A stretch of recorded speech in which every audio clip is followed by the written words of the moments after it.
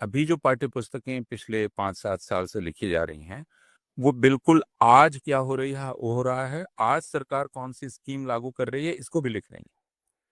तो फिर पिछले 12 वर्षों में न्यायपालिका को लेकर जो सवाल उठे हैं, क्या उन बहसों को शामिल किया गया है? मसलन यह कहा गया है बहुत सारे विधिवेत्ताओं के द्वारा कि अभी भारत की न्यायपालिका संविधान की रक्षा की जगह सरकार की रक्षा करती है, कि जिसमें हमारे न्यायाधीश धर्म ग्रंथों का सहारा अब ले रहे हैं, मनुस्मृति का सहारा ले रहे हैं, वेदों का सहारा ले रहे हैं। वे संविधान के सहारे अपने बात को पुष्ट नहीं करते हैं, इनके सहारे करते हैं। तो क्या हम जो विद्यार्थी हैं उनको हम न्यायपालिका के कार्यप्रणाली के बारे में स्पष्टता दे रहे थे? यह प्रश्न होना चाहिए। पार्टी सरकार के मंत्री ने कहा कि हमारी किताब में राणा प्रताप हार नहीं सकते हैं, उनको जीतना होगा। और ये उन्होंने कहा जिनके जिनके पुरखे दरअसल उस युद्ध में अकबर की तरफ से लड़े थे और उन्होंने ही हराया। तो हम किनारे छोड़ दी गई। मैं सिर्फ ये कहना चाहता हूँ कि एक मौका है, अच्छा मौका है, जिसमें हमारे जो न्यायमूर्ति हैं वो अपने क्रोध को, उनका जो क्रोध है उसको सात्विक क्रोध में परिवर्तित कर सकें, और उस सात्विक क्रोध का कुछ लाभ हो सके ज्ञान को भी, और पाठ्य पुस्तकों को भी, और छात्र विद्यार्थियों को भी।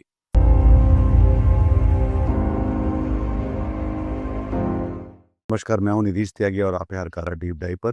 और हमारे खास मेहमान हैं आज प्रोफेसर अपूर्वानंद। और हम लोग बात करेंगे जो एनसीईआरटी की किताब में 8वीं की किताब में एक मेंशन है कि भ्रष्टाचार न्यायपालिका में जो है उसको लेकर सुप्रीम कोर्ट बहुत तेजी से हरकत में आया और उन्होंने सो मोटो नोटिस लेते हुए उस पर सरकार से कहा। सरकार ने उस पर बाकायदा कैबिनेट कमेटी में बैठक हुई, उसमें प्रधानमंत्री ने पूछताछ की शिक्षा मंत्री से और शिक्षा मंत्री ने कहा कि इस पर कार्रवाई करेंगे। तो पूरा एक उसको लेकर काफ़ी बहुत तेजी से और कार्रवाई हुई उसमें जो है। तो अब उसमें बहुत सारी बातें स्कूलों की किताबों में होंगी जो कि जिनको लेकर सवाल किए जा सकते हैं। वो चाहे इतिहास को लेकर तो बहुत सारे सवाल ऐसे होते ही हैं, पर बाकी चीज़ों को लेकर भी हो सकते हैं। तो अब इसमें 2-3 सवाल हैं। एक ये कि न्यायपालिका क्या सचमुच भ्रष्टाचार मुक्त है, जिसके हम खबरें देखते रहे हैं पहले भी और अभी। दूसरा कि क्या किताबों में अब जो है आधिकारिक तौर पर हम ऐसी चीज़ें पढ़ाएंगे जो सच नहीं हैं, या फिर उसके बारे में हम बच्चों को बचा के रखना चाहते हैं उन सारी चीज़ों से जो हमारे समाज में, जो हमारे आसपास हो रही होती है। बहुत शुक्रिया निधीश। दरअसल ये जो पूरा मामला है जिसमें एनसीईआरटी ने अपनी एक स्कूल की किताब में न्यायपालिका पर एक हिस्सा लिखा, और उसमें पूर्व मुख्य न्यायाधीश गवई साहब के उद्धरण के हवाले से कहा कि भ्रष्टाचार भी है और बहुत सारे मामले लंबित रहते हैं, तो क्यों न्यायपालिका ठीक से काम नहीं करती है, उसके कारणों के रूप में लिखा। और यह बात अखबार में आई, सबसे पहले इंडियन एक्सप्रेस ने इसको रिपोर्ट किया, और उसके बाद सर्वोच्च न्यायालय हरकत में आ गया। कई बड़े वकील भी गए और उन्होंने ऐतराज जाहिर किया, और सर्वोच्च न्यायालय बहुत ही गुस्से में था। मुख्य न्यायाधीश, उन्होंने कहा कि हमें शूट किया गया है और we are bleeding, supreme court is bleeding. तो टेक्स्ट बुक, स्कूल की टेक्स्ट बुक कितनी खतरनाक हो सकती है, यह सिर्फ एक इस वाकये से जाहिर होता है कि उसका असर क्या हो सकता है। और यह असर उन पर हो रहा है जो स्कूल में नहीं पढ़ रहे हैं। स्कूली बच्चे ये बात नहीं कर रहे हैं, ये वे कह रहे हैं जो स्कूल के बाहर हैं, और उनका कहना है ये बहुत ही खतरनाक है। तो इस पर भी हम बात करेंगे कि क्यों स्कूल की पाठ्य पुस्तक को लेकर इतनी ज्यादा संवेदनशीलता है। लेकिन यह जो पूरा प्रसंग है उसमें जो प्रश्न किए जाने चाहिए थे वो यह कि ये लिखा कैसे गया, ये किताब कैसे बनी, इसकी पूरी परियोजना क्या थी, और इसमें न्यायपालिका, इसमें दरअसल हम विचार किस विषय पर करना चाहते थे? क्या हम भारतीय न्यायपालिका की कार्यप्रणाली पर विचार करना चाहते थे? क्या हम उसे उसके सारे संदर्भों में रख के देख रहे थे, या क्या हम भ्रष्टाचार पर बात करना चाह रहे हैं? क्योंकि भ्रष्टाचार सिर्फ न्यायपालिका का मसला नहीं है, भ्रष्टाचार राजनीति का मसला भी है, भ्रष्टाचार मीडिया में भी है, भ्रष्टाचार नौकरशाही में है, पुलिस में है। तो विचारणीय क्या था? यानी एक अवधारणा यदि भ्रष्टाचार की है, तो क्या हम उस अवधारणा को स्पष्ट करना चाह रहे थे, या क्या हम न्यायपालिका के काम करने की जो का की कुशलता है, उस पर हम बात करना चाह रहे थे कि वह कुशल क्यों नहीं है या निपुण क्यों नहीं है, और क्यों भारत में न्याय नहीं मिल पाता है। तो और अगर उस पर बात करनी थी तो वह सिर्फ भ्रष्टाचार के कारण नहीं होगा, वह और भी कारणों से होगा। मसलन तब हमें यह कहा जाना चाहिए था, जो बहस पिछले 12 वर्ष में खासकर हुई है, और यह इसलिए प्रासंगिक है कि अब आज अभी जो पाठ्य पुस्तकें पिछले 5-7 साल से लिखी जा रही हैं, वो बिल्कुल आज क्या हो रहा है, आज सरकार कौन सी स्कीम लागू कर रही है, इसको भी लिख रही है। तो फिर पिछले 12 वर्षों में न्यायपालिका को लेकर जो सवाल उठे हैं, क्या उन बहसों को शामिल किया गया है? मसलन यह कहा गया है बहुत सारे विधिवेत्ताओं के द्वारा कि अभी भारत की न्यायपालिका संविधान की रक्षा की जगह सरकार की रक्षा करती है।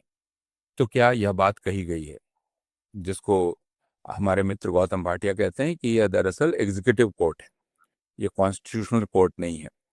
तो क्या उसकी चर्चा की गई है? क्या यह चर्चा की गई है कि न्यायाधीशों के अपने पूर्वाग्रह हैं बहुत तरह के, या दूसरी बहसें जो न्यायपालिका को लेकर हुई हैं, जिससे न्याय को निश्चित करने में बाधा पड़ती है? मसलन संविधान को स्रोत बनाने की जगह धर्मशास्त्रों को स्रोत बनाना, है ना? यह प्रवृत्ति, जैसा विधिवेत्ता मोहन गोपाल कहते रहे हैं पिछले कई वर्षों में, कि यह बढ़ती चली गई है। इंदिरा जयसिंह भी कहती हैं कि जिसमें हमारे न्यायाधीश धर्म ग्रंथों का सहारा अब ले रहे हैं, मनुस्मृति का सहारा ले रहे हैं, वेदों का सहारा ले रहे हैं, वे संविधान के सहारे अपने बात को पुष्ट नहीं करते हैं, इनके सहारे करते हैं। तो क्या हम जो विद्यार्थी हैं, उनको हम न्यायपालिका के कार्यप्रणाली के बारे में स्पष्टता दे रहे थे? यह प्रश्न होना चाहिए। बिल्कुल। तो लेकिन जाहिर है कि जैसा हमारे यहाँ पाठ्य पुस्तकों को लेकर प्रतिक्रिया होती रही है, कुछ उसी तरह की प्रतिक्रिया ये है जो अभी न्यायपालिका में दिखलाई पड़ी है। यह मौका हो सकता था, और इस पर हम लोग आगे चर्चा करेंगे, कि दरअसल प्रश्न इस पर होता कि पाठ्य पुस्तकों को लिखने का उद्देश्य क्या है, जी। और क्या मैंडेट दिया गया है पाठ पाठ्य पुस्तक लेखकों को, पाठ्य पुस्तक लिखने वाले कौन हैं, है ना? हुँ। हर एक पाठ्य पुस्तक का एक उद्देश्य होता है, शैक्षणिक उद्देश्य। वह शैक्षणिक उद्देश्य क्या था? उस शैक्षणिक उद्देश्य को प्राप्त करने के लिए आपने पाठ कैसे लिखे? लिखने वालों में विशेषज्ञ कितने थे? जी। क्या विशेषज्ञ थे? उसकी वेटिंग कैसे हुई? है ना? ये सारे, और जो जिस उम्र की के विद्यार्थियों के लिए किताब है, क्या उसके उपयुक्त किताब लिखी गई? है ना? और वह क्या अपने उस क्षेत्र के, जिस क्षेत्र को लेकर किताब लिखी जा रही है, वह क्या उस क्षेत्र में जो आधुनिकतम या अधुनातन शोध हुए हैं, उन सारे शोधों को वह ध्यान में रखती है? तो ये सारे प्रश्न थे जो किए जा सकते थे, और ये बहुत अच्छा मौका अभी भी सर्वोच्च न्यायालय के लिए है कि वह इसके बहाने इन सारे प्रश्नों पर विचार करने के लिए एक समिति गठित करे। ये भी एक बड़ी बात है। तो ये प्रक्रिया क्या होती है जब एनसीईआरटी अपनी किताब बनाती है? तो मैं देखिए, प्रक्रिया, एनसीईआरटी की किताब बनाने की प्रक्रिया पर काफ़ी कुछ लिखा गया है, और मैं पहले साफ कर दूं, बल्कि यह बात सबके सामने ला दूं कि मैं किताब लिखने की प्रक्रिया से तो नहीं, लेकिन 2005-6 में, 2004-5 जब राष्ट्रीय पाठ्यचर्या बन रही थी स्कूल की, तो मैं उससे जुड़ा हुआ था। यानी स्कूली, और वो एनसीईआरटी के तत्वावधान में ही बन रही थी, अ, जिसको करिकुलम आप कहते हैं। तो पाठ्य पुस्तक जो बनाई जाती है, वो हमेशा पाठ्यचर्या या करिकुलम में जो उद्देश्य होते हैं, उन उद्देश्यों को प्राप्त करने का एक साधन है। उस उसके अलावा आप स्कूल में बहुत सारी गतिविधि करते हैं, जिनसे आप करिकुलर ऑब्जेक्टिव्स को हासिल करना चाहते हैं, ठीक है? तो जो करिकुलर ऑब्जेक्टिव्स हैं वो क्या हैं? वो हैं विद्यार्थियों में जिज्ञासा की प्रवृत्ति को उत्साहित करना, छात्रों में आलोचनात्मकता को उत्साहित करना, छात्रों में संवैधानिक मूल्यों को प्रोत्साहित करना, और छात्रों में एक खुलापन, एक बंधुत्व की भावना को उजागर करना। ये हमारे समय ये उद्देश्य थे। और इन उद्देश्यों को प्राप्त करने के लिए आप स्कूल में और भी बहुत सारी गतिविधियां करते हैं। जैसे आप मॉर्निंग असेंबली करते हैं, तो मॉर्निंग असेंबली में आप उसी प्रकार की प्रार्थनाएं चुनते हैं, आप उसी प्रकार के विषय चुनते हैं। आप स्कूल में बहुत सारे दूसरे कार्यक्रम करते हैं, उन कार्यक्रमों में भी आप इन लक्ष्यों को ध्यान में रखते हैं, और इन लक्ष्यों को ध्यान में रखकर आप सारे कार्यक्रम करते हैं। और उसमें एक महत्वपूर्ण अंग है, जो सबसे महत्वपूर्ण अंग है स्कूल का, वह क्लास है। और क्लास में, स्कूल में अध्यापक और विद्यार्थियों के बीच जो बातचीत होती है, उसका माध्यम प्रायः नहीं बल्कि अनिवार्यतः पाठ्यपुस्तक ही होती है। भारतीय स्कूलों और दुनिया भर के स्कूलों की यह एक वास्तविकता है, जिसमें हम लोग ये चर्चा करते रहते हैं कि अध्यापक को स्वतंत्र होना चाहिए, लेकिन वह दरअसल पाठ्यपुस्तक से बंधा हुआ होता है। तो पाठ्यपुस्तक भी लिखी जाती है इन उद्देश्यों को प्राप्त करने के लिए, उसमें जो पाठ लिखे जाते हैं। उसके साथ जो दूसरा उद्देश्य होता है, ये सारे तो बृहद उद्देश्य हुए, वह है कि उस विषय में पेश करना, उस विषय की जो शर्तें हैं। जैसे आप विज्ञान है, तो विज्ञान को आप जानते हैं, विज्ञान क्या है, विज्ञान का अर्थ क्या होता है, विज्ञान की पढ़ाई का मतलब क्या होता है, यह आप समझ पाए। उसकी पद्धति को भी आप समझ पाए। जैसे आप फिजिक्स में अगर एक प्रॉब्लम सॉल्व करते हैं, तो उसकी पद्धति क्या है। और गणित में सिर्फ प्रश्न का उत्तर हासिल कर लेना नहीं, बल्कि मेथड क्या है। तो आप उसी तरह साहित्य में जब हम भाषा के की जो विविधता है, उसकी जो गहराई है, उन उन सब के बारे में समझ हासिल करना चाहते हैं। कुल मिलाकर ज्ञान के उस क्षेत्र की समझ हासिल करना, जिसको यशपाल कहा करते थे, सच का चस्का लगना।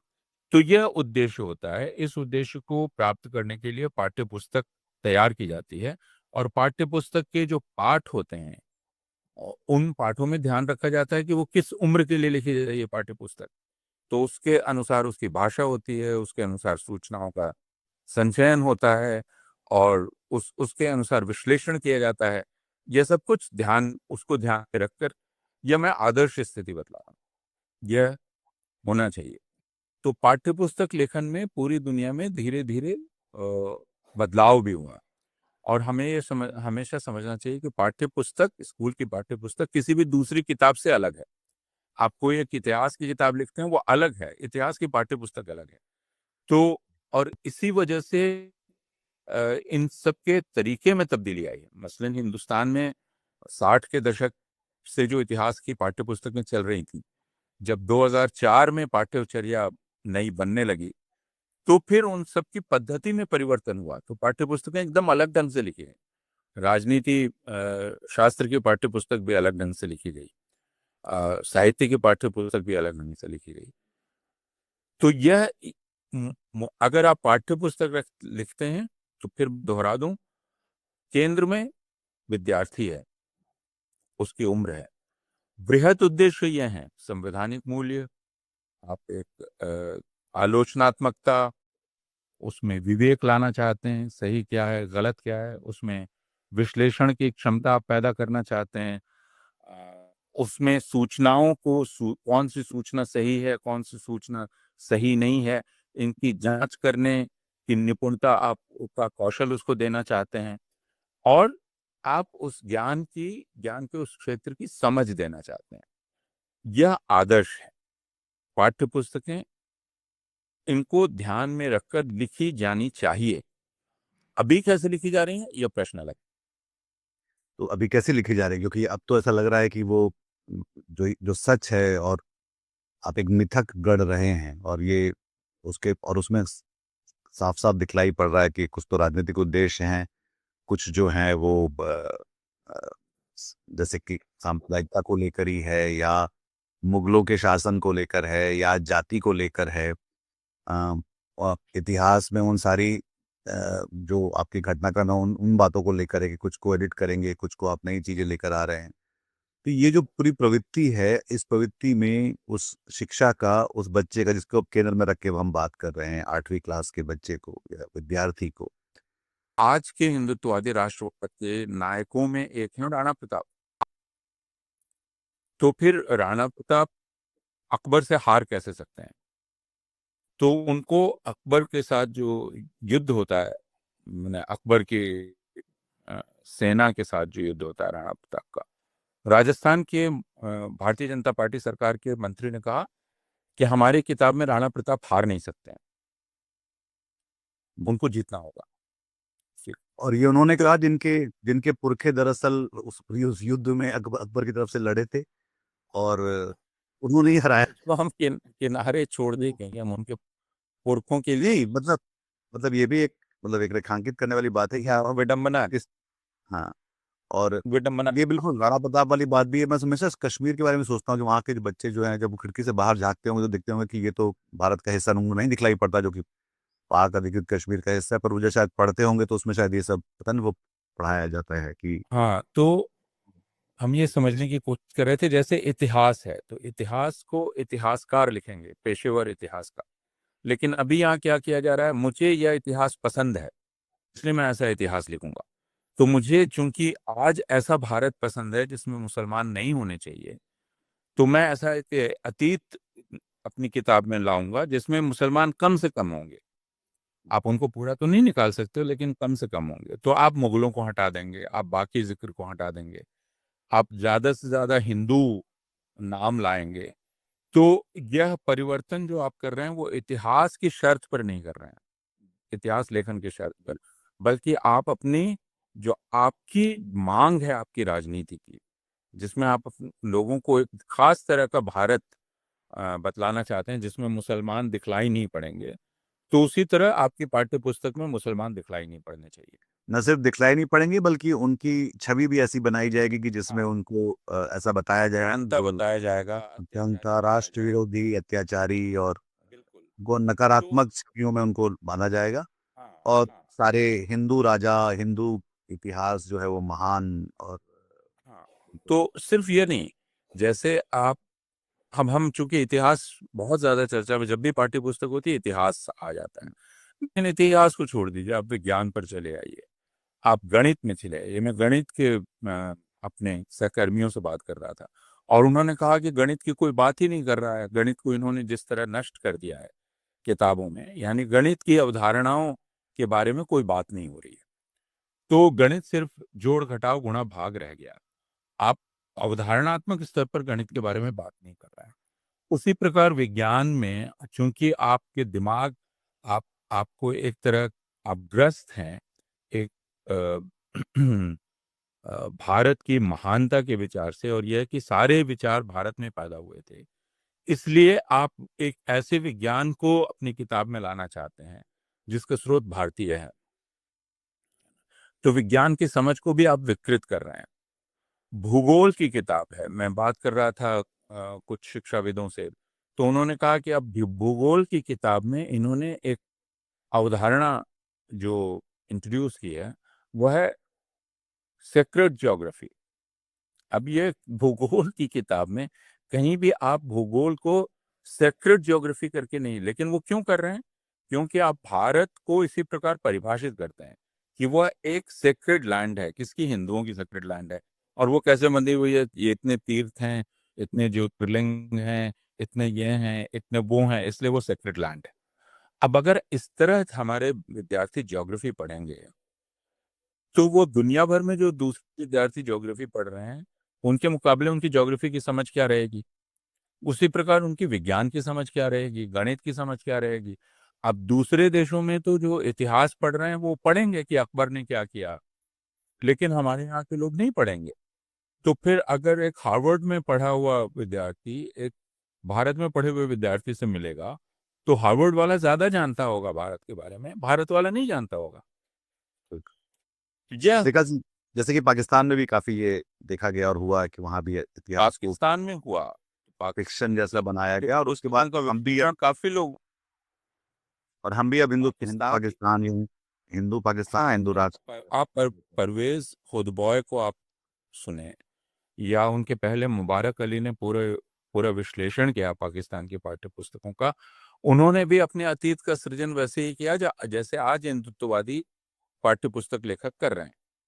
तो उसका नुकसान पाकिस्तान के विद्यार्थियों को हुआ। तो अब पाकिस्तान के जो शासन करने वाले लोग हैं, उन्होंने अपने बच्चों को अमेरिकी विश्वविद्यालय में भेज दिया।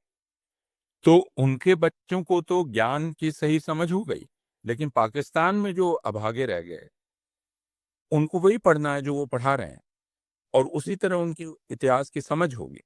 तो वही दुर्भाग्य आज पिछले 15 साल से भारत के बच्चे वह धीरे धीरे पिछले 12 वर्ष में झेलते हुए दिखलाई पड़ रहा है। इसकी शुरुआत की थी जब पहली बार सरकार आई थी एनडीए की, सन 1998 में अटल बिहारी वाजपेयी की सरकार जब आई थी। उसके बाद इन्होंने पाठ्यचर्या, पाठ्यक्रम, इन सब में परिवर्तन करने की कोशिश की पाठ्य पुस्तक में। सौभाग्य से वो 4 साल ही रह पाए।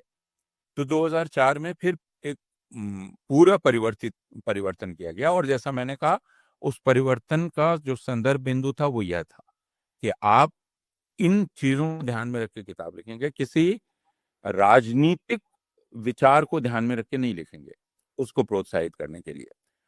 उदाहरण के लिए अगर आप सोवियत संघ की किताबों को देखेंगे, जिस सोवियत संघ जो था, तो वहां भी स्टालिन का जो मार्क्सवाद था, उसके अनुसार मनोविज्ञान भी लिखा जा रहा था।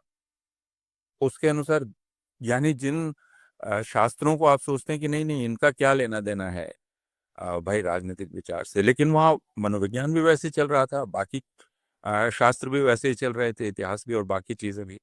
जैसे चीन की सांस्कृतिक क्रांति में भी यही हुआ। तो उस प्रकार की एक घटना भारत में भी घट रही है, जिसमें स्कूली किताबें, भारतीय जनता पार्टी, राष्ट्रीय स्वयंसेवक संघ की जो समझ है विज्ञान की, भाषा की, गणित की, परंपरा की, इतिहास की, भूगोल की, वह समझ अब पाठ्य पुस्तकों के जरिए बच्चों के दिमाग में भरने की कोशिश की जा रही है।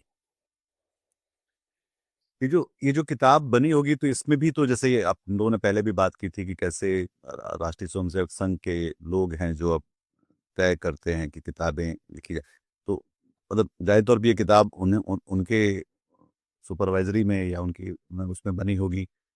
और फिर जो है, अब अदालत जो है ये बात कह रही, तो ये जो पूरा एक तरह से फिक्शन बनाना जो है, इसको इसमें उनकी क्या भूमिका है उस तरह से? क्योंकि जाहिर तौर पे अगर आप ये कह रहे हैं कि भ्रष्टाचार है न्यायपालिका में, वो जो कि है, उसके बहुत सारे साफ साफ उदाहरण हैं, जो मतलब बच्चे भी अगर ये इसको देखेंगे और आसपास जब अगर वो अखबार पढ़ते होंगे, हालांकि पता नहीं वो कितना उनको अखबार पढ़ाने में कितना प्रोत्साहित किया जाता है, या वो मीडिया देखते होंगे और वो मीडिया और फैक्ट चेकिंग करते होंगे और सवाल करते होंगे, तो उन सब के लिए शायद बहुत मुश्किल है इस बात को पचा पाना कि हाँ, सब अदालत जो देश में इतनी सारी दिक्कतें हैं जो उनके जो जिसको वो जीते रहते हैं जिसमें है, पर वो साफ साफ देख सकते हैं कि ये उनकी जो किताबों में लिखा है वो सच नहीं। नहीं, वो बिल्कुल ठीक है। और दरअसल 2004-05 में जब बहस हुई थी पाठ्य पुस्तक को लेकर, हम सब उस बहस के अंग थे, इसलिए हम बतला सकते हैं। यही बहस हुई थी कि आप विद्यार्थियों को उनके जो जीवन का यथार्थ है उससे बचा कर नहीं रख सकते। एक विचार यह है कि विद्यार्थियों को नकारात्मक चीजों से बचा कर रखना चाहिए। आप उन्हें वह न बतलाएं जो आपको उनके समाज में हो रहा है, उनको आप अच्छी अच्छी बातें बताएं। लेकिन एक विद्यार्थी जिसके पिता का घर बुलडोज कर दिया गया, वह किताब पढ़ रहा है और वह इस बात का उत्तर नहीं पा सकता अपनी किताब में न्यायपालिका पर लिखे हुए चैप्टर से या पुलिस पर लिखे हुए चैप्टर से कि उसका घर बुलडोज किस नियम से किया गया है ना, और उसमें न्यायपालिका की भूमिका क्या है। तो फिर वह किताब उसको कैसे मदद कर रही है अपने समय को समझने में?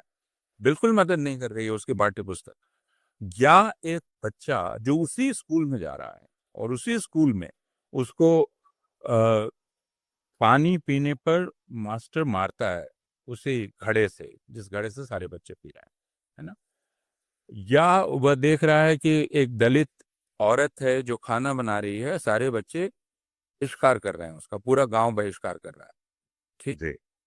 वह इस बात को अपने आंख के आगे देख रहा है, लेकिन उसकी किताब जाति के बारे में बात कर रही है। क्योंकि जाति के बारे में बात करना विभाजनकारी है, नकारात्मक है, इसलिए जाति के बारे में बात नहीं करनी चाहिए। लेकिन वो अपने सामने देख रहा है जाति को, तो उसकी किताब और उसके जीवन के यथार्थ में एक खाक पैदा हो जाती है। यह बहुत बहस हुई कि आप उससे काट के नहीं रख सकते, इसलिए आपको उसे अपने यथार्थ को पहचानने और उसे बदलने की क्षमता मिल सके, इसमें पाठ्य पुस्तकों को अपनी भूमिका निभानी चाहिए। बिल्कुल। तो आपने जैसे कहा, अब अगर इसी प्रश्न को ले लें जिससे हम लोगों ने बातचीत की शुरुआत की थी, प्रश्न क्या है? प्रश्न है न्याय का मिलना, है ना? हमारे हमारे संविधान की प्रस्तावना में है कि 3 मूल्य हैं, जिसमें एक मूल्य है स्वतंत्रता का, एक मूल्य है समानता का, एक मूल्य है न्याय का। तो यह न्याय हासिल किए बिना हम भारत के नागरिक नहीं हो सकते, और भारत के हर नागरिक को न्याय का अधिकार है। ये इस न्याय को प्राप्त करने की प्रक्रिया क्या है? तो उसमें सांस्थानिक प्रक्रिया क्या क्या है? न्यायपालिका है उसकी प्रक्रिया, लेकिन उसमें और कौन कौन सी संस्थाएं भूमिका अदा करती हैं?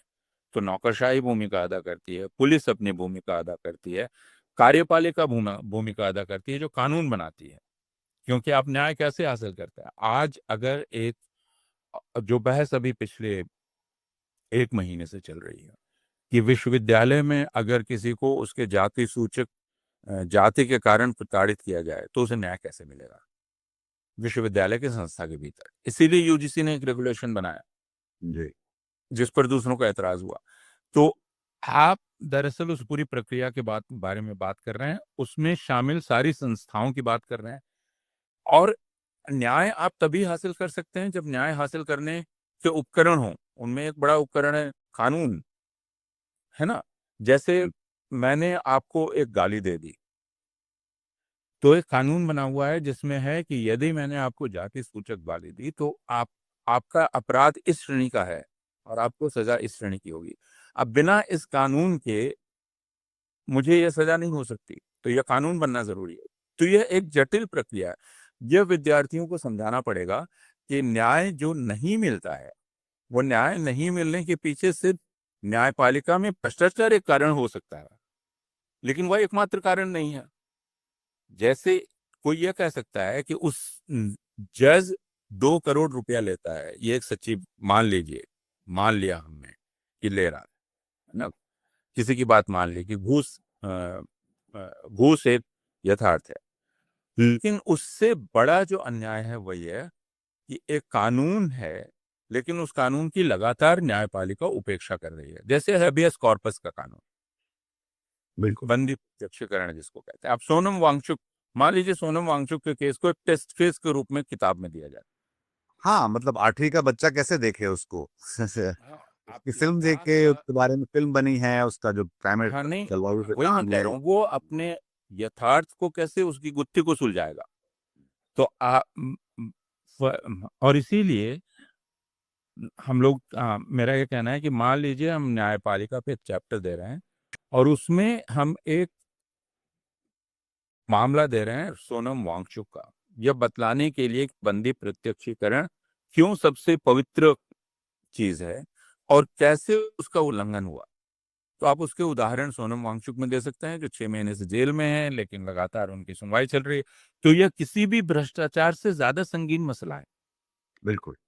यह यूएपीए कि लोग पूछ सकते हैं कि भाई उमर खालिद, शर्जील इमाम, खालिद सैफी, ये सारे लोग 5.5 साल से हैं, या भीमा भीमा कोरेगांव में लोग हैं, तो क्यों हैं?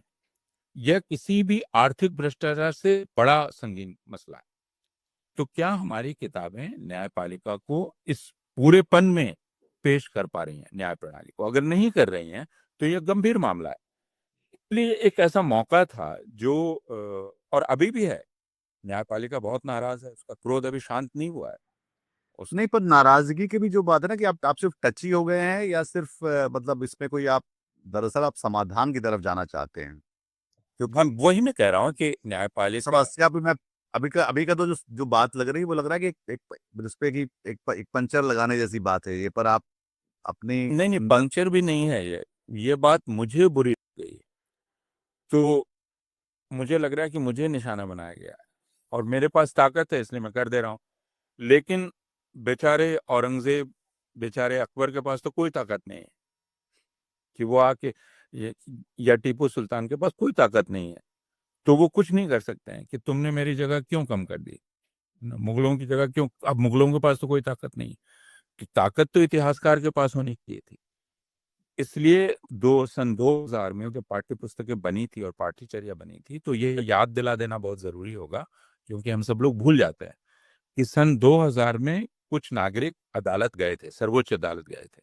अब उस पिटीशन को रिवाइव करने का समय है। हालांकि वो डिस्पोज ऑफ हो, मैंने उसको खारिज कर दिया गया। उसमें वे यही दलीलें लेके गए थे कि पाठ्यचर्या कैसे बननी चाहिए, पाठ्य पुस्तक कैसे बननी चाहिए, ठीक है, उसकी पूरी प्रक्रिया क्या होनी चाहिए। उसका नेतृत्व तो अरुणा रॉय ने किया था। वो पिटीशन उनके नाम से थी और बाकी लोग भी थे। तो अभी कायदे से एक ऐसी पिटीशन आनी चाहिए कि यह एक ऐसा मौका है, जो अभी जो पाठ्य पुस्तक लिखी जा रही है उसकी प्रक्रिया की पूरी समीक्षा, सम्यक समीक्षा की जानी चाहिए। राजनीति शास्त्र की किताब कैसे लिखी गई, विज्ञान की किताब कैसे लिखी गई, गणित की किताब कैसे लिखी गई, और पिछले 5 वर्षों से शिक्षाविद जो लगातार आलोचना कर रहा है। क्योंकि वे न्यायाधीश नहीं है, इसलिए मैंने कहा वो कुछ नहीं कर सकते, लेकिन वो अपने ज्ञान के क्षेत्र के साथ हो रहे अन्याय से व्यथित हैं। अब मैं हिंदी हिंदी का अध्यापक हूं, है ना। कल मुझे अंग्रेजी की एक अध्यापिका मिली, तो उन्होंने कहा कि अंग्रेजी की पाठ्य पुस्तक देखकर सर पीट लेने का मन करता है, कि उसमें अंग्रेजी साहित्य के अलावा सब कुछ है। मान लीजिए मैं एक हिंदी का अध्यापक हूं और मैं हिंदी की पाठ्य पुस्तक में देखूं कि एक ऐसी हिंदी लिखी गई है जो हिंदी नहीं है, यानी आप जिससे उर्दू शब्दों को निकाल रहे हैं या कुछ कर रहे हैं, जी। तो मैं मुकदमा कर सकता हूं या नहीं कर सकता हूं हिंदी की तरफ से, एक इतिहासकार इतिहास के तरफ से। मैं सिर्फ ये कहना चाहता हूं कि एक मौका है, अच्छा मौका है, जिसमें हमारे जो न्यायमूर्ति हैं वो अपने क्रोध को, उनका जो क्रोध है उसको सात्विक क्रोध में परिवर्तित कर सकें, और उस सात्विक क्रोध का कुछ लाभ हो सके ज्ञान को भी और पाठ्य पुस्तकों को भी और छात्र विद्यार्थियों को भी फायदा हो सके, है ना। वरना फिर यही लगेगा, जैसा सारे लोग कहेंगे कि ओ अच्छा आपके बारे में ये कहा गया तो आप नाराज हो गए। उनको सिद्धांत के बारे में बात करनी चाहिए कि यह लिखा कैसे गया, प्रक्रिया क्या थी। आप इस पाठ कक्षा 8 की पाठ्य पुस्तक में या पाठ शिक्षा के किस उद्देश्य को प्राप्त करने के लिए लिखा गया था, और क्या पूरी किताब में कोई कोहेरेंस है, या सारे पाठ अलग अलग दिखलाई पड़ते हैं। क्या एक किताब दूसरी किताब में कोई कोहेरेंस है, क्योंकि 8वीं 9वीं 7वीं 6ठी इनमें कोई रिश्ता है कि कोई रिश्ता नहीं है, कि सब टुकड़े टुकड़े दिखलाई पड़ते हैं। इसका मतलब आप बच्चों के साथ अन्याय कर रहा है, या न्यायपालिका के साथ जितना है उससे ज्यादा बच्चों के साथ है। यह शायद तो न्यायाधीशों को समझनी चाहिए। सबसे बड़ा सवाल तो शायद इसी बात का है कि वो जो बच्चे जो उसको पढ़ेंगे और उसको किस तरह से देखेंगे, और ये लीपा पोती भी इस तरह से अगर कर भी देंगे तो उससे उससे वो ज़्यादा शिक्षित होंगे या कम शिक्षित होंगे, ये ज़्यादा बड़ा सवाल है इस बात को लेकर।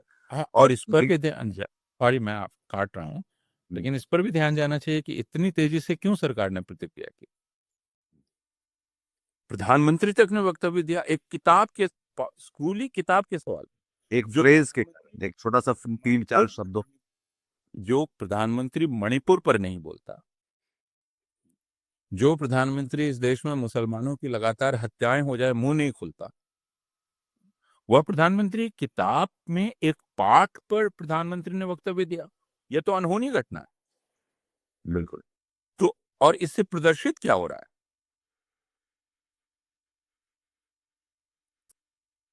इससे प्रदर्शित यही हो रहा है कि मतलब अगर मतलब ऐसे पदों पे जब बैठे हुए लोग जब बोलेंगे जो कि जो जरूरी है या बड़े पदों में, तो वो आप उनकी बात सुनेंगे, बाकी लोगों की बात सुनने का कोई कोई जरूरत नहीं। पर मैं जो कुछ कह रहा मैं ये कह रहा था कि कैसे बहुत सारी चीजों को, सवालों को न पूछने की जगह जो मतलब एक तरह से बन रही प्रवृत्ति जो है, जैसे कि आरटीआई अपने आप में इस बीच तो लोगों के पास जो इंस्ट्रूमेंट्स हैं जहाँ पे पारदर्शिता के, सूचना के, जानकारी के, उनको उनके दरवाजे बंद करने की जो कोशिश है, जैसे पीएम केयर के बारे में आप संसद में भी नहीं पूछ सकते, नया एक डायरेक्टिव मिला है वहां पे, जिसपे अंजलि से हमने बात की थी। तो अब जो है वो आप सरकार से सवाल पूछने की प्रवृत्ति पर ही आप दरअसल एक तरह से उसको क्लैम डाउन कर रहे हैं, या उसको आप बंद कर रहे हैं उधर वो रास्ता जो है। और यही फिर विद्यार्थियों के साथ भी करेंगे, कि चाहे वो इतिहास के सवाल हो या गणित के हो, या जो जहाँ तर्क, अगर आप किसी को शिक्षित कर रहे हैं तो तर्क अगर नहीं बताएंगे और उसको ये बताएंगे कि सच क्या है, तो वो भी फिर दरवाजा बंद हो रहा है। तो मैं उस बड़े दायरे के बारे में पूछ रहा था, कि जहाँ पे सरकार दरअसल चाहती नहीं है, जो कि बिल्कुल एक दो तरह से हम देख सकते हैं। एक तो ऑरवेल की जो किताब थी 1984, और दूसरा एक फांसीवादी जो मॉडल होता है, जहाँ पे सरकार जो है लोगों के प्रति जवाबदेह नहीं होती, उसकी पारदर्शिता लगभग अब खत्म है, कि हम किस बारे में सोचें और कैसे हम समझें कि ये चीज, ये फैसला हुआ तो क्यों हुआ, कैसे हुआ, इसका क्या मतलब है, और वो कैसे जनहित का मामला है। ये कैसे जनहित का मामला है कि सीजीआई कहता है कि हाँ ये इस पे सुओ मोटो में कार्रवाई करूंगा, और प्राइम मिनिस्टर सब एकदम हरकत में जाते हैं। और इसमें कोई शहीद होगा शायद डाउन द लाइन, कोई जो शिक्षक जिसने वो किताब लिखने में कहीं भूमिका निभाई होगी। अ, अब उस शिक्षक का क्या कसूर है? वो भी तो कटघरे में खड़ा है, जो जिसने जिसने पूरे समग्रता के साथ बैठकर मिलकर बात की, जिन्होंने उस फ्रेज का इस्तेमाल किया जो नागवार गुजरा सीजीआई। देखिए, हम लोगों को जो सूचना है, और ये ऐसे लोग बतलाते हैं जो एनसीईआरटी में हैं, लेकिन हम उनका नाम नहीं ले सकते, वो ये कि इन किताबों को लिखने में राष्ट्रीय स्वयंसेवक संघ से जुड़े हुए लोगों की बड़ी भूमिका है। तो इसमें विशेषज्ञ उतने नहीं हैं, जितनी ये किताब उन लोगों की निगरानी में लिखी जा रही है जो राष्ट्रीय स्वयंसेवक संघ के हैं। और वो जाहिर है वो बौद्धिक लोग नहीं हैं, वो विषय के विशेषज्ञ नहीं हैं। तो अ, इस बात को ध्यान में रखना बहुत ही आवश्यक है कि ये सारी किताबें, इनकी वेटिंग, इनका लेखन, इनकी वेटिंग वैसे लोगों के द्वारा की जा रही हैं जो विषयों के विशेषज्ञ नहीं है। और ये बहुत गंभीर मसला है कि ये चीज, तो एनसीईआरटी के जो लोग हैं उनको क्लर्कों की तरह इस्तेमाल किया जा रहा है। उनकी भी विशेषज्ञता का इस्तेमाल नहीं है, और उन क्षेत्रों की विशेषज्ञता का भी इस्तेमाल नहीं है। मसलन इसी में पूछा जा सकता है कि आपने कितने दिल्ली में ही अगर हम ले लें न्याय प्रणाली को लेकर विशेषज्ञ, तो आपको 1000 मिल जाएंगे, जो, या 100 तो मिलेंगे ही जो कायदे के हैं, जो लिखते हैं इन विषयों में। बिल्कुल, तो जाहिर है कि हम अपने बच्चों के लिए जब किताब बनाएंगे तो सर्वश्रेष्ठ लोगों को शामिल करेंगे उसमें, है ना, जो उस क्षेत्र के हैं। तो क्या ऐसे लोग उसमें थे जो जानते हैं, या आपने किसी छुटभैया को रख लिया जो आपकी बात मान लेगा? किताब लिख कैसे गई, आप उसकी भाषा देखिए, वो लचर है क्या है, ये सारी चीजें देखने की आवश्यकता है। बिल्कुल, जो आप कह रहे हैं कि अ, सिर्फ, और यह है कि एक किताब सरकारी स्कीमों की जानकारी देने का जरिया नहीं है, या सरकारी विचार। तो लेकिन पिछले 12 वर्ष में आप कोई सरकारी स्कीम लाते हैं उसको डाल देते हैं, लेकिन आपने यह तो नहीं बतलाया जो आपने पूछा कि आरटीआई के साथ क्या हुआ। बिल्कुल, या आपने यह भी नहीं बतलाया, किताब में यह भी नहीं बतलाया जाता है कि आरटीई के साथ क्या हुआ, राइट टू एजुकेशन के साथ, जो बच्चों के शिक्षा से जुड़ा हुआ है, उसके साथ पिछले 12 वर्ष में क्या हो गया।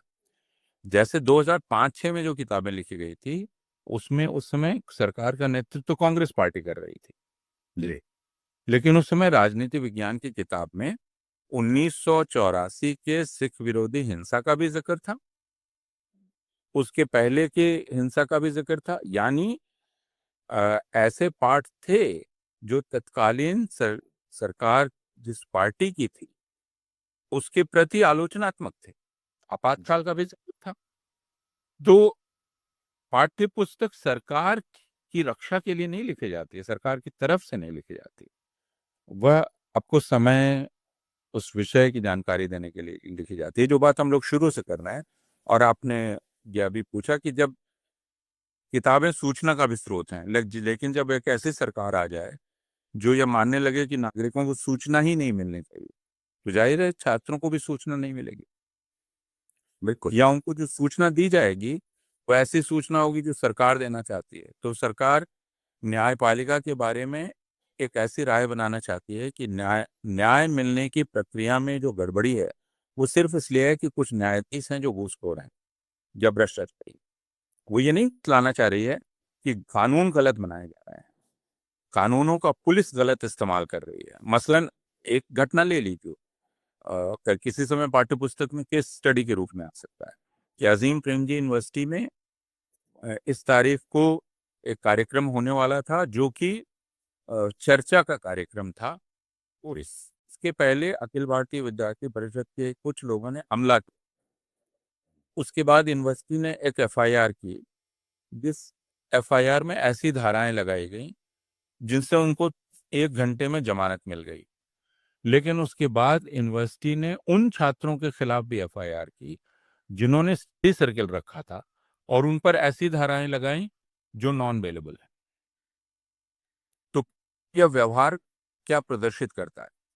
मेरे ख्याल से ये तो जेएनयू में भी अभी हम देख सकते हैं कि वहाँ भी इस तरह की गिरफ्तारियां हुई, वो एक वाइस चांसलर के बयान के बाद जो है।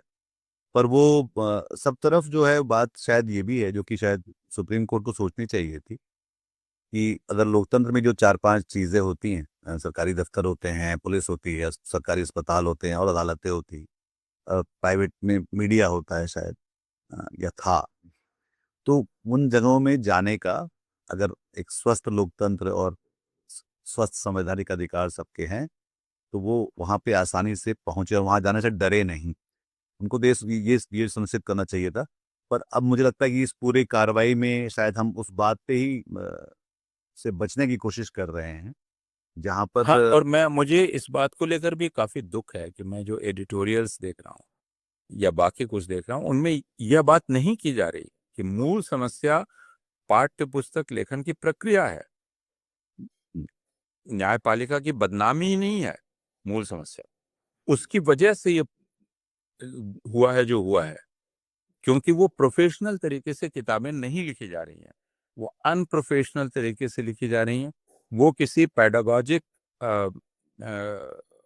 ऑब्जेक्टिव को लेके नहीं लिखी जा रही हैं, उनके पास कोई पद्धति नहीं है, बल्कि वह जो मर्जी है सरकार की, उस मर्जी को अंदाज करते हुए लिखी जा रही है। यह नुकसान है। लेकिन यह मैं कहीं देख नहीं रहा हूं कि किसी कमेंट्री में, किसी संपादकीय में इस तरफ इशारा किया जा रहा हो। तो अगर आप बाकी चीजों को बर्दाश्त करते रहेंगे तो सिर्फ इस पर क्रोध करने से क्या फायदा होगा, है ना? जैसे यही ये बड़ी बीमारी है। मसलन दिल्ली विश्वविद्यालय के कुलपति यदि यह कहते हैं कि इकबाल को नहीं पढ़ाया जाना चाहिए, वो कौन होते हैं? कोई पूछ सकता है। भाई, फिलॉसफी डिपार्टमेंट इकबाल को पढ़ाए बिना कैसे पढ़ाएगा? Philosophy, Indian philosophy, political science department Iqbal को नहीं पढ़ाएगा तो पाकिस्तान के विचार को ही कैसे पढ़ाएगा? है ना? वो एक महत्वपूर्ण व्यक्ति है। जो फारसी विभाग है या जो उर्दू विभाग है, वो इकबाल को कैसे ना पढ़ाए? ना? ये तो प्रश्न होगा ना। लेकिन कुलपति ने अगर ये आदेश जारी कर दिया इकबाल को नहीं पढ़ाना है, उसी तरह ये कह दिया मनुस्मृति को नहीं पढ़ाना है। अरे भाई, मैं मनुस्मृति को पढ़ना चाहता हूँ ये देखने के लिए कि पूर्वग्रह क्या है, या उसको आलोचनात्मक तरीके से पढ़ना चाहता हूँ, लेकिन आपने आदेश जारी कर दिया कि मनुस्मृति को नहीं पढ़ाना है। तो ये ये क्यों हो रहा है? क्योंकि आपके दिमाग में खास तरह की राजनीति है, और क्योंकि उसमें ये असुविधाजनक है तो इसको हटा दो, ये नहीं पढ़ाया जाए। किसी पाकिस्तानी लेखक को नहीं पढ़ाना है, तो फिर उर्दू की पढ़ाई कैसे होगी? क्योंकि उर्दू में एक अच्छा खासा हिस्सा है जो अभी पाकिस्तान में लिखा जा रहा है। तो फिर हमारे यहाँ उर्दू की जो पढ़ाई होगी वो तो अधूरी पढ़ाई होगी। यह कुलपति कैसे कर सकता है, या ये कोई सरकार कैसे कर सकती है कि पाकिस्तान को आपने कल कहेंगे बांग्लादेशी लेखक को नहीं पढ़ाना चाहिए, तो फिर बांग्ला की पढ़ाई कैसे होगी? नजरुल को अब नहीं पढ़ाएंगे क्योंकि वो हाँ, नजरुल तो बांग्लादेश में ही चले गए थे ना, उसी के नागरिक हो गए। वही तो फिर आप तो या उनको आप इसलिए पढ़ाएंगे कि उन्होंने काली की भक्ति में गीत लिखे, श्याम संगीत लिखा। मेरे ख्याल से इस कारण काफी सारे सवाल जो हैं वो सबके भीतर ही उठने चाहिए इस बात को लेकर, जो सुप्रीम कोर्ट ने कहा और उसके बाद जो बहुत त्वरित कार्रवाई की है, उम्मीद ये भी की जानी चाहिए कि बहुत सारी जो और भी अर्जेंट इम्पोर्टेंट विषय हैं इस देश में, जिसको लेकर हम प्रधानमंत्री से और बाकी उनके कैबिनेट से उम्मीद करना चाहिए कि वो जल्दी इस तरह पे कार्रवाई करें, जहाँ पे बहुत सारे बड़े सवाल हैं, वो चाहे मणिपुर के हैं, वो चाहे ये जो कॉलेज के जो यूनिवर्सिटी स्टूडेंट जो जेलों में बंद हैं, उनके बारे में है, जिन पे एक लंबे समय से ध्यान देना चाहिए था, और उनको भी शायद ये भी कोशिश करनी चाहिए थी कि हाँ, इसकी जो सवाल पूछने, आरटीआई, पीएम केयर, बहुत सारी जो सवाल हैं जिनको लेकर हमको शायद ज़्यादा अर्जेंसी इम्पोर्टेंस के साथ बात करनी चाहिए थी, वो उन सबको छोड़ के जब आप इस तरह की बात को लेकर बहुत ज़्यादा सक्रिय हो जाते हैं और उसको भी एक एक बृहत्तर विषय की तरह नहीं देखते, तो वो भी अपने आप में ज़्यादा सवाल खड़े करता बजाय जवाब देने के कि भई इसका ये मामला है क्या? तो ये मतलब मुझे तो ये लगता है कि एक कवर अप की तरह की कार्रवाई है, जहाँ पे आप उससे निपट जाएँगे और उसके बाद न्यायालयों की जो गरिमा, मर्यादा, इज़्ज़त जो है बनी रहेगी शायद इसके इसके बाद। पर इससे अगर कुछ और बेहतर हो सके तो शायद ज़्यादा अच्छा होगा। बहुत-बहुत धन्यवाद अपूर्व इस बातचीत के लिए। अगर आपको ये बातचीत पसंद आई तो इसको अपने हम ख़यालों के साथ साझा करिए। हमारे चैनल को सब्सक्राइब करिए और इस प्रोग्राम को लाइक करिए और साथ में अपना ख़्याल रखिए। और ये सोचिए कि इस देश के 8वीं के बच्चों को, जो अब लगभग अ, और देश में बहुत सारे जनसंख्या है जहाँ पे जो 30 साल से नीचे के हैं, उसको हम क्या पढ़ाएँगे और किस तरह के नागरिक इंसान हम उनको बनाना चाहेंगे। बहुत-बहुत शुक्रिया। नमस्कार। आज की ताजा खबर, आज की ताजा खबर, आज की ताजा खबर। आओ काका जी इधर, आओ मामा जी इधर, सुनो दुनिया की खबर।